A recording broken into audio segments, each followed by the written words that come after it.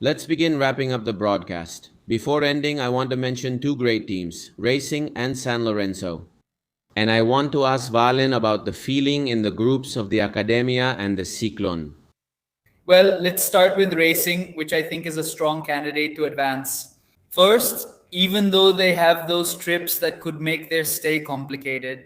First, in Venezuela, where it's not really about the altitude, it's 900 meters above sea level, there at the Caracas Stadium. But yes, it could get complicated when they have to go to Bolivia to visit. Independiente Petrolero, which is one of the teams making its debut in the Copa Sudamericana, 2,815 meters at the Estadio Olímpico, home of Independiente Petrolero. I think that Caracas and Independiente don't seem like they're going to compete that much, maybe in this group.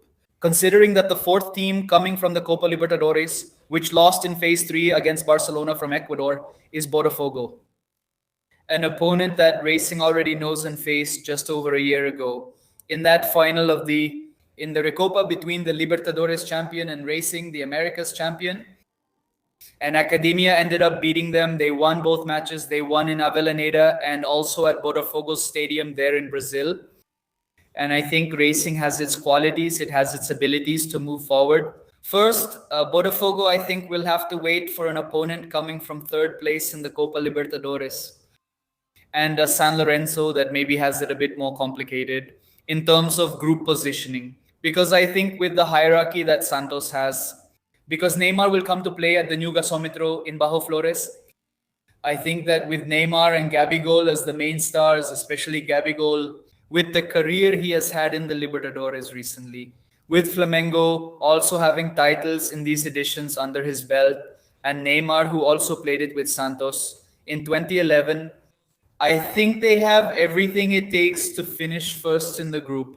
Unless, due to the performance that Santos is also having, they might end up giving that first place to San Lorenzo. But I think the two of them will compete for it, although I think Santos has a slight advantage.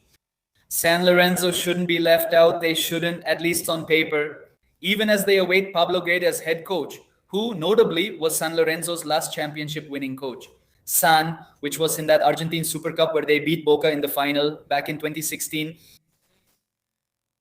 And they should finish second because they have Deportivo Cuenca and they have Recoleta from Paraguay.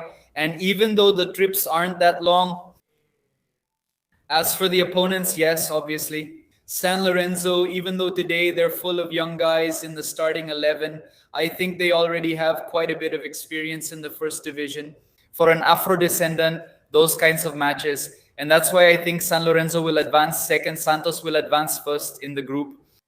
And in Racing's group, I'm going to bet on Racing to advance first, and Botafogo will have to wait for their Copa Libertadores opponent.